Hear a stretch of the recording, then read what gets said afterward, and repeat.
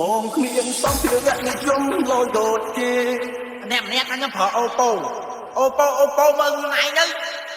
មនុស្សថត iPhone តែប៉ុណ្្នឹងឲ្យមើលថាប្រើអូប៉ូទៀតបងគ្មានសំភារៈនិយមលយដូចគេគឺមានមិនអាចបន្តស្គាល់ទៀតបានបងក៏ខ្លាចជាមេរុំខានអង្គសិទ្ធិត្រង់នេះអំណាចជាសង្សារទោះយ៉ាងណាយើងធ្លាប់ជាសង្សារគ្នាយូរហើយទោះយ៉ាងណាបងមិនដែលធ្វើបាបខ្លួនបងតែសុខសប្បាយមិនក៏ដកខ្លួនបងមិនចង់បង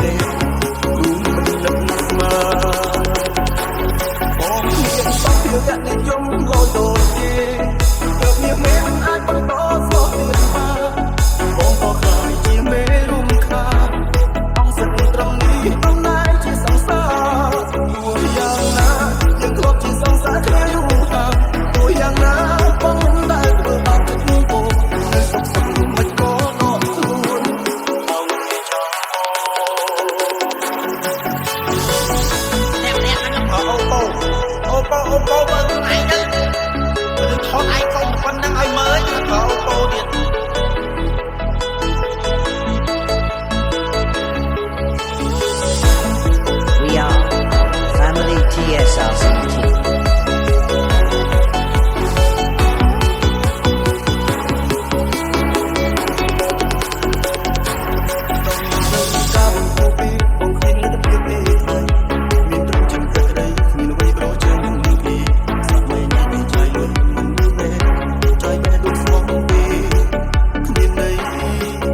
Hãy subscribe cho kênh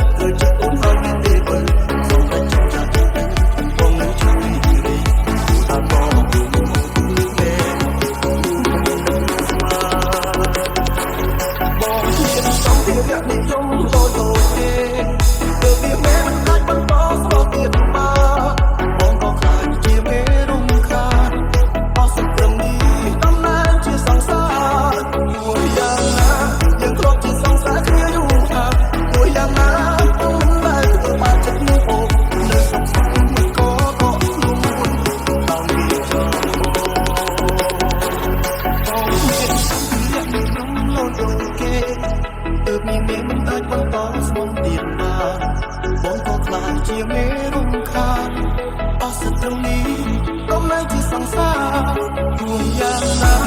Gõ để không bỏ lỡ